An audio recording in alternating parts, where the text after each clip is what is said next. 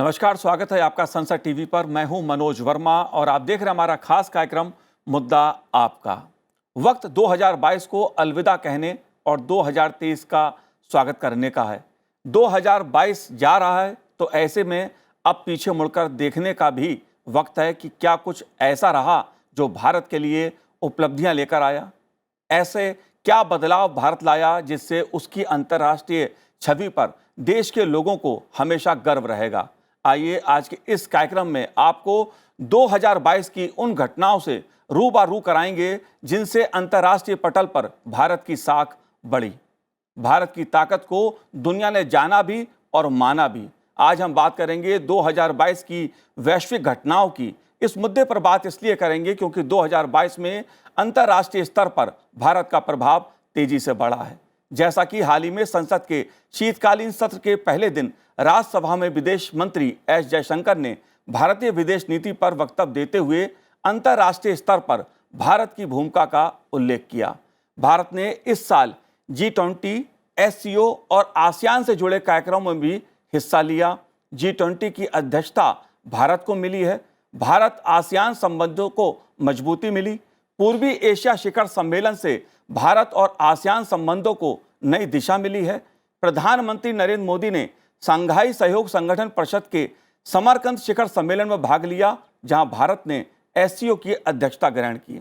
इसके अलावा बात चाहे रूस यूक्रेन युद्ध के संदर्भ में भारत की शांतिपूर्ण विदेश नीति की पहल रही हो, मुद्दा आतंकवाद का हो या जलवायु परिवर्तन का, भारत ने अंतर्राष्ट्रीय स्तर पर 2022 में प्रभावी भूमिका निभाई है, जिसका आने वाले वर्षों में व्यापक असर देखने को मिल सकता है।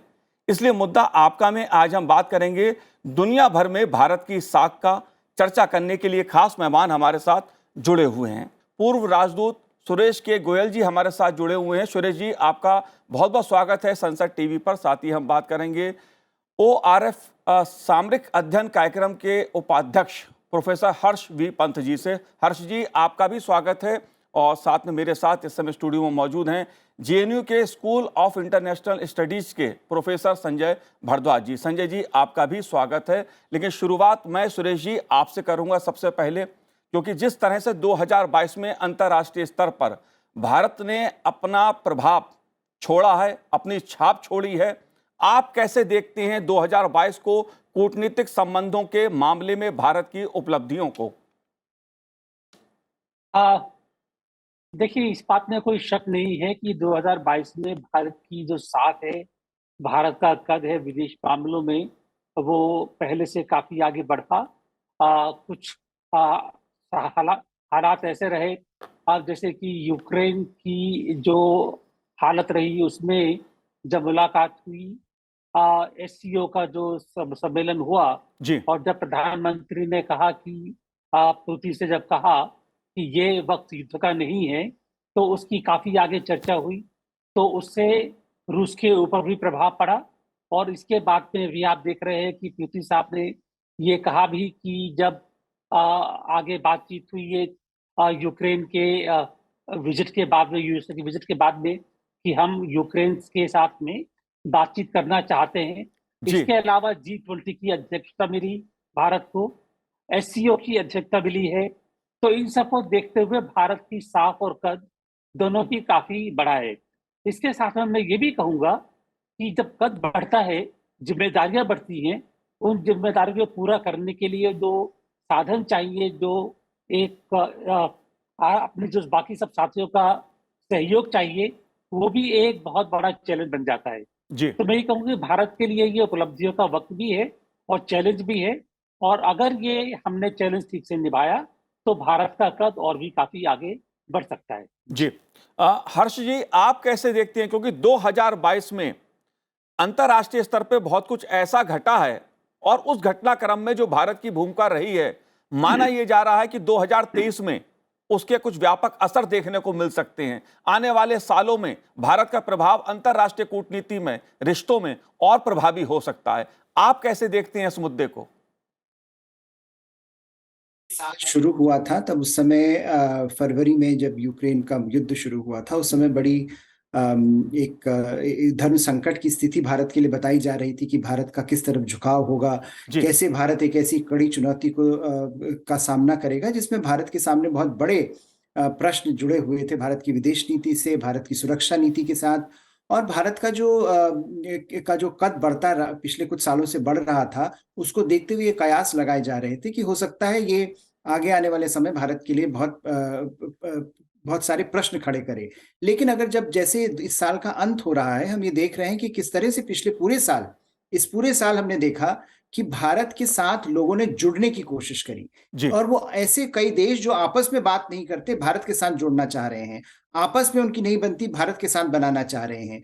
हमने ये देखा कि किस तरह से पश्चिमी देश जो भारत की आलोचना कर रहे थे फरवरी में कि भारत कहाँ खड़ा है, रूस के साथ जो युद्ध हो रहा है यूक्रेन में, उसमें भारत की क्या भूमिका होगी, वो ये साल के खत्म होते होते भारत की भाषा बोल रहे हैं। जिसका भी एम्बेसडर गोयल ने जिक्र किया कि जब प्रधानमंत्री मोदी ने ये बात कही कि ये जो काल है ये युद्ध का काल नहीं है, ये समय युद्ध का समय नहीं है, उस बात को बार बार दोहराया गया। और G20 में जिस तरह से भारत ने एक नई परिकल्पना करी G20 कम्युनिके की, और जिस तरह से इस शब्दावली का उपयोग किया गया, तो कहीं पर भारत को एक बहुत ही जरूरी कड़ी के तौर पर हम आज देख रहे हैं।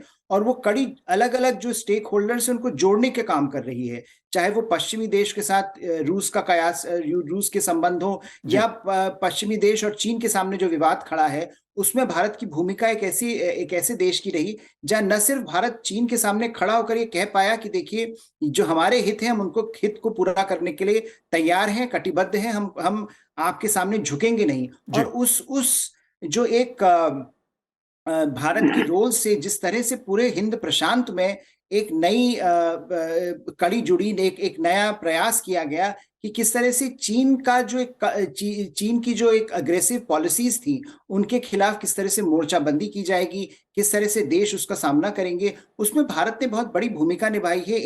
एक आइडियोलॉजिकल तरीके से भी, एक आइडियाज रखने के तरीके से भी, और ऑपरेशनल तरीके से भी, जिस तरह की भारत की सेना ने चीन को ये बताया है कि अगर हमारे साथ कुछ ऐसा किया जाएगा तो उसका मुंहतोड़ जवाब आपको मिलेगा। जी तो मुझे ऐसा लगता है कि 2022 में भारत ने इस बात को प्रखर तरीके से दुनिया के पटल पर रखा कि भारत सिर्फ वो देश नहीं रह गया है जो कंप्लेन करता है, जो परेशानियों को उजागर करता है, बल्कि भारत समस्याओं का एक सोल्यूशन प्रोवाइडर के तौर पर भी, जी जो ग्लोबल गवर्नेंस की समस्याएं हैं उनको कैसे सुलझाया जाए उसके तौर पर भी आगे बढ़ने की कोशिश, एक लीडरशिप देने की कोशिश कर रहा है।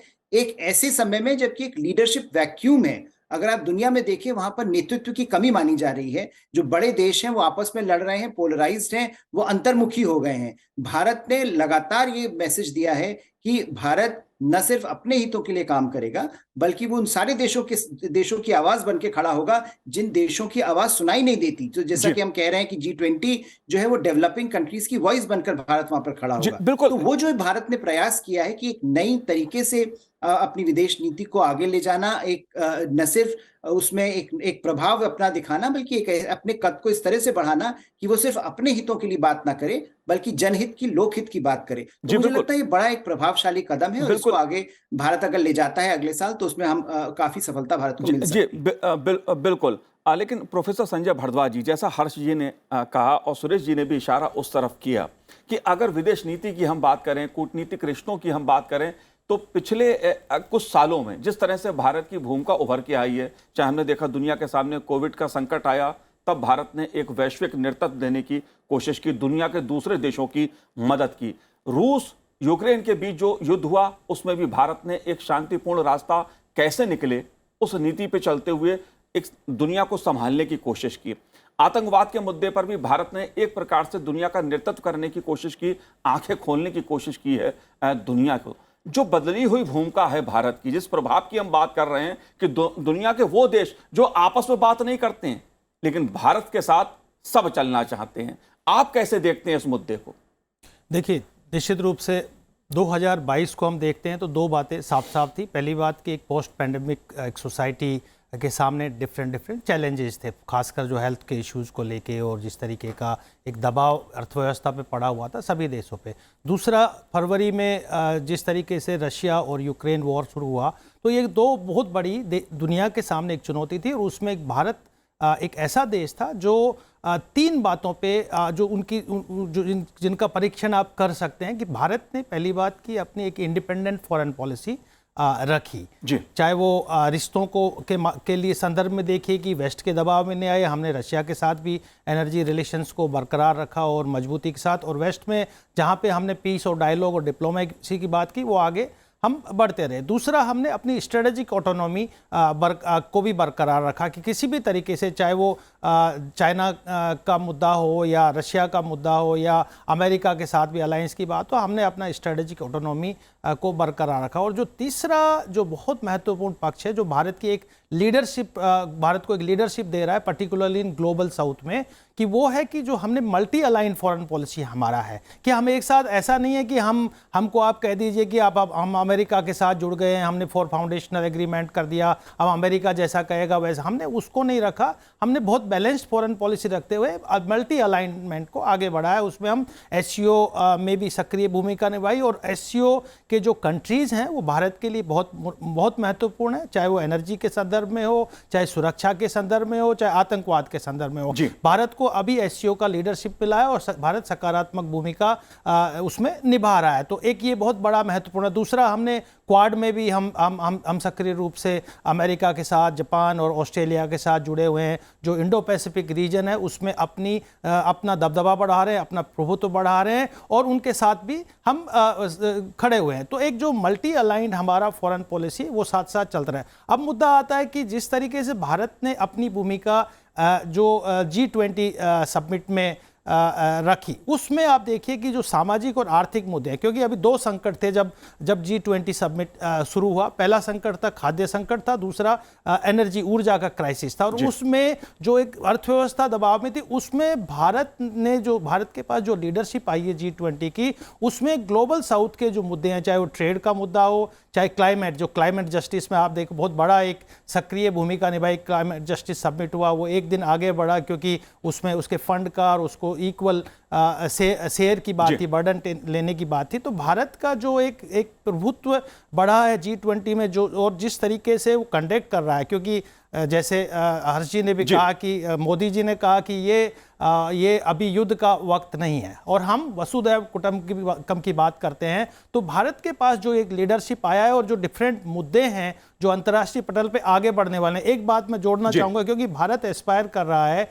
वर्ल्ड बैंक का भी प्रेडिक्शन है कि 7 से 7.5% इकोनॉमिक ग्रोथ रहेगा। उसके लिए हमारे भारत के लिए साउथ ईस्ट एशियन कंट्रीज और सेंट्रल एशियन कंट्रीज दोनों ही महत्वपूर्ण है, चाहे वो ऊर्जा के संदर्भ में देख लीजिए, क्योंकि हम चाहते हैं कांस्टेंट ऊर्जा की सप्लाई, और दूसरा आप आर्थिक और व्यापार को ले लीजिए। तो इसके लिए जो इंडो पैसिफिक रीजन या हिंद महासागर में सुरक्षा का मुद्दा हो, साउथ चाइना सी में सुरक्षा का मुद्दा हो, फ्री नेविगेशनल राइट्स हो, ये भारत मुझे लगता है इन मुद्दों को एक अच्छी लीडरशिप के साथ में आगे बढ़ाएगा। लेकिन मुझे लगता है कि 2022 का सबसे बड़ा मुद्दा अगर विदेश नीति के लिहाज से कोई रहा, अगर उपलब्धि के लिहाज से रहा सुरेश जी, तो वो G20 की जो अध्यक्षता भारत को मिली है वो सबसे बड़ा मुद्दा है। अगर ये कहा जाए भारत के लिए ये कितना महत्वपूर्ण क्षण है, ये कितना गौरवशाली उपलब्धि है भारत के लिए, इसके क्या प्रभाव हो सकते हैं, क्या प्रभाव होंगे इसके, आप कैसे देखते हैं कि G20 की जो अध्यक्षता भारत को मिली है और 2023 में पहली बार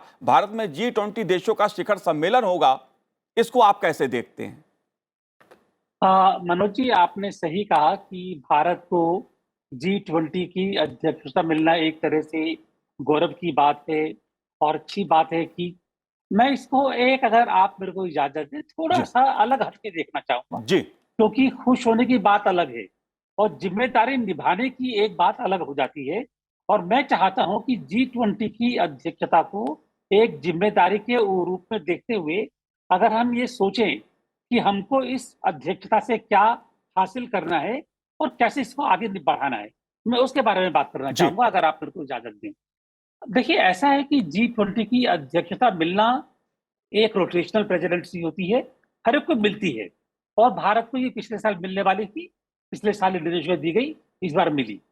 अब मैं कहना चाहूंगा कि अगर हमको अध्यक्षता मिली है, प्रधानमंत्री ने पहले ही एक तरह से जो मंत्र दिया है, वन वर्ल्ड वन फैमिली और वन फ्यूचर, जी, हमको ये देखने की आवश्यकता है कि इसका मतलब क्या है और इसको आगे बढ़ाया कैसे जाएगा।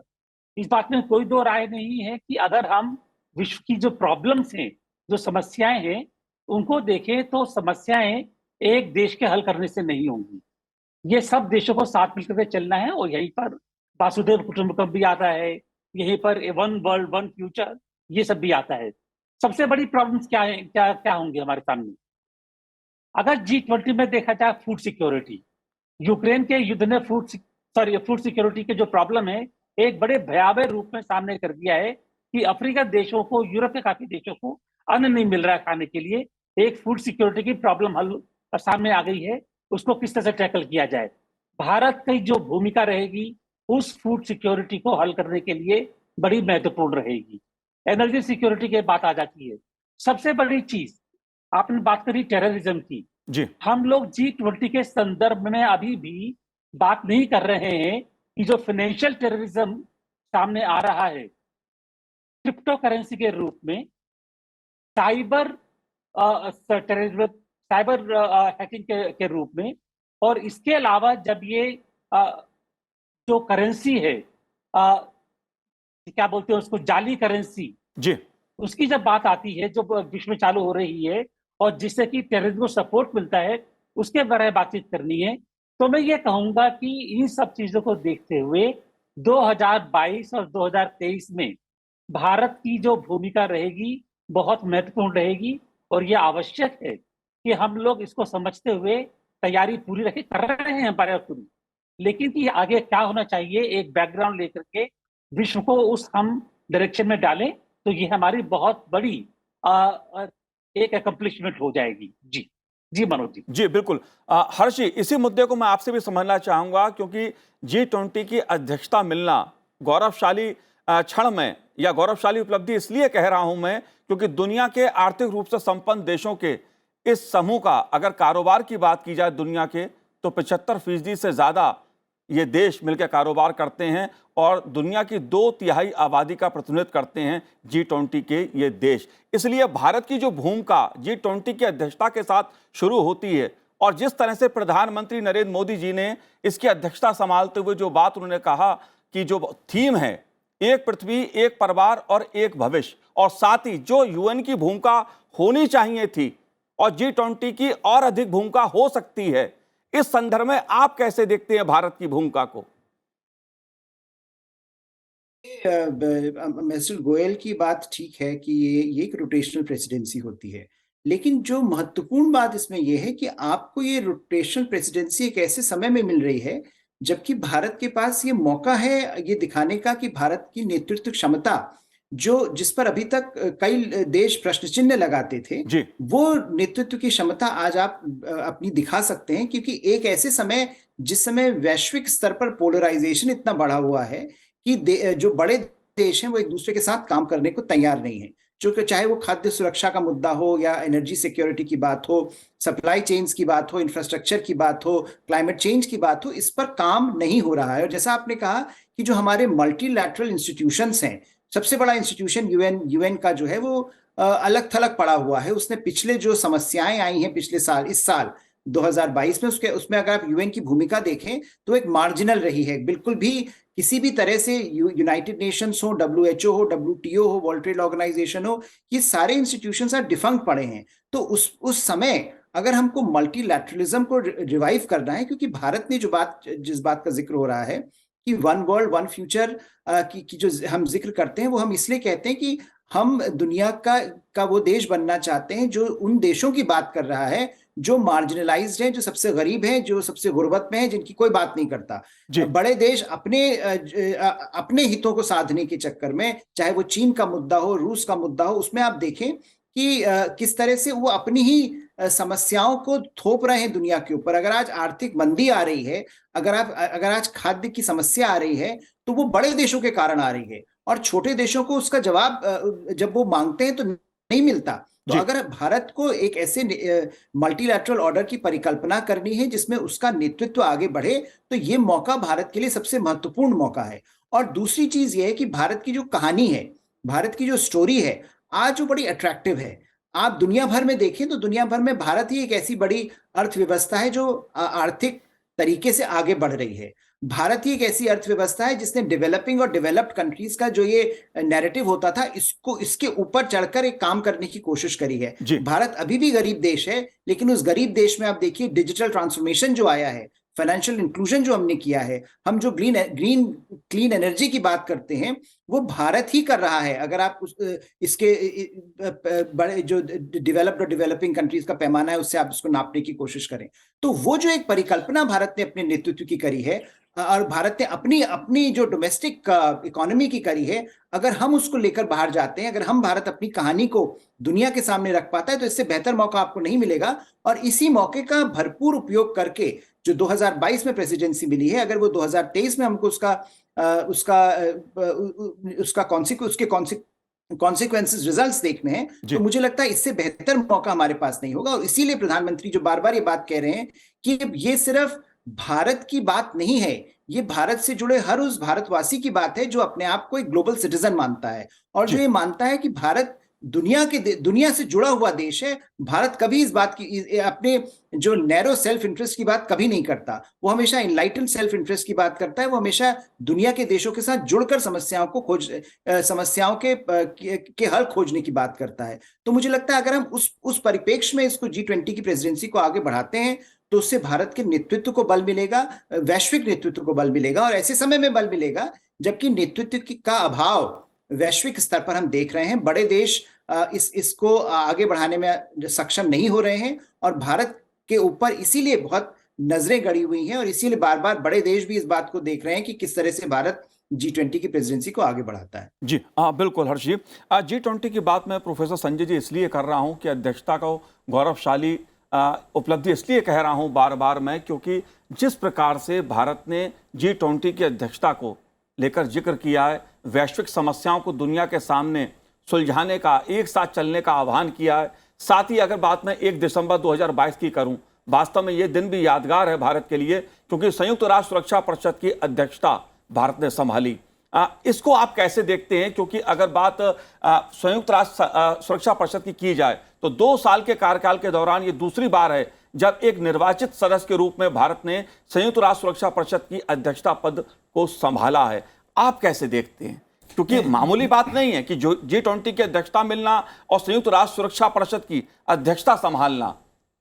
बिल्कुल, देखिए ये बात साफ है कि जो मल्टीलेटरल इंस्टीट्यूशन, खासकर जब यूएन की बात कर रहे हैं तो यूएन का क्रेडिबिलिटी पे क्वेश्चन मार्क आता है। चाहे वो पैंडेमिक का इशू हो, उसमें WHO ने कितनी क्या सकारात्मक भूमिका निभाई, या आप ये कहिए कि रशिया और यूक्रेन में जो कॉन्फ्लिक्ट चल रहा है उसमें यूएन की क्या भूमिका है। और सवाल उठ रहा है कि यूएन को ज़्यादा डेमोक्रेटाइज करना चाहिए और जो P5 हैं उनके पास सारा कंट्रोल नहीं होना चाहिए। भारत एक अल्टरनेटिव डिस्कोर्स निश्चित रूप से कायम कर रहा है। 2 बातें भारत लेके चल रहा है। पहली बात कि जो भारत का एक विजन है 2047, और उस 2047 को ध्यान में रखते हुए और जो मुद्दे हैं, वैश्विक मुद्दे हैं, जिसमें आप ये कहिए कि जो ग्लोबल पब्लिक गुड और ग्लोबल पब्लिक कॉमन्स, दोनों पे भारत सकारात्मक भूमिका निभाने का प्रयास कर रहा है। उसमें जो बहुत बड़ा जो मुद्दा आपने कहा कि उसमें भारत क्या कर रहा है कि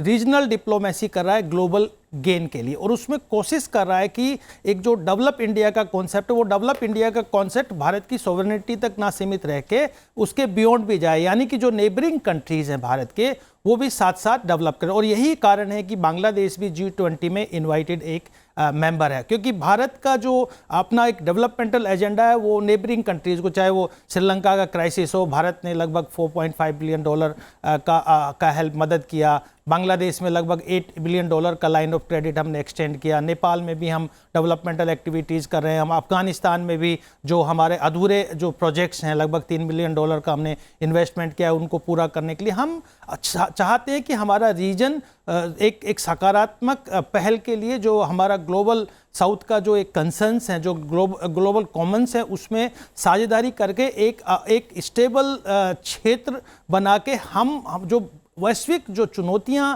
हमारे सामने आ रही है, जो इंटरनेशनल इंस्टीट्यूशंस उनको जिनको मीट नहीं कर पा रहे हैं, भारत के पास अब मौका है। G20 की अध्यक्षता है और जो आपने एक दिसंबर की बात की, गौरव का दिन है, और अभी SCO की भी अध्यक्षता भारत के पास में, और तीसरा आपने कहा कि जो UN सिक्योरिटी काउंसिल की अध्यक्षता है। तो इस तरीके का एक मौका, एक संजोग भारत के सामने है कि अपनी जो लीडरशिप है, जो क्षमता है, मैं कहूंगा कि भारत कैसे जाना जाता है, भारत संस्कृति से जाना जाता है, और भारत अब सामर्थ्य से भी जाना जा रहा है। और जो एक स्ट्रॉन्ग लीडरशिप भारत ना केवल देश के लिए, दुनिया के लिए जो दे रहा है, तो मुझे लगता है कि मौका काम करने और सबसे बड़ी बात यह है कि कोरोना संक्रमण के दौरान भी भारत की अर्थव्यवस्था जिस तेजी के साथ आगे बढ़ी है, उसे पूरी दुनिया देख रही है कि भारत किस तरह से एक आर्थिक शक्ति के रूप में भी उभर रहा है। लेकिन सुरेश जी, मैं आपसे एक बात और समझना चाहता हूं, हर्ष जी आपसे भी समझना चाहूंगा, क्योंकि यह मुद्दा ऐसा है जिस पर वर्ष भर चर्चा होती रही। वो है विदेश मंत्री एस जयशंकर जी का एक महत्वपूर्ण बयान। यूरोप को इस मानसिकता से बाहर निकलना होगा। जयशंकर जी ने यह कहा था कि यूरोप की समस्याएं विश्व की समस्याएं हैं, लेकिन विश्व की समस्याएं यूरोप की समस्या नहीं हैं। इसके क्या मायने हैं सुरेश जी? आपने जो सवाल किया है उसका जवाब देना बहुत मुश्किल है जी, क्योंकि सवाल भी वही है और जवाब भी वही है। जो पहले हम दूसरे विश्व युद्ध के खत्म होने के बाद से जी, जो एक विश्व का हम रूप देखते रहे हैं, वो है दो ग्रुप में डिवाइड हुआ, एक फर्स्ट वर्ल्ड या वेस्टर्न वर्ल्ड, और एक उस टाइम पर दूसरा था वो कम्युनिस्ट सोशलिस्ट वर्ल्ड था, या फिर एक तीसरा पोल था डेवलपिंग कंट्रीज या G77 non aligned movement socialist block. वो बिल्कुल अलग थलग थे, बिल्कुल एकदम।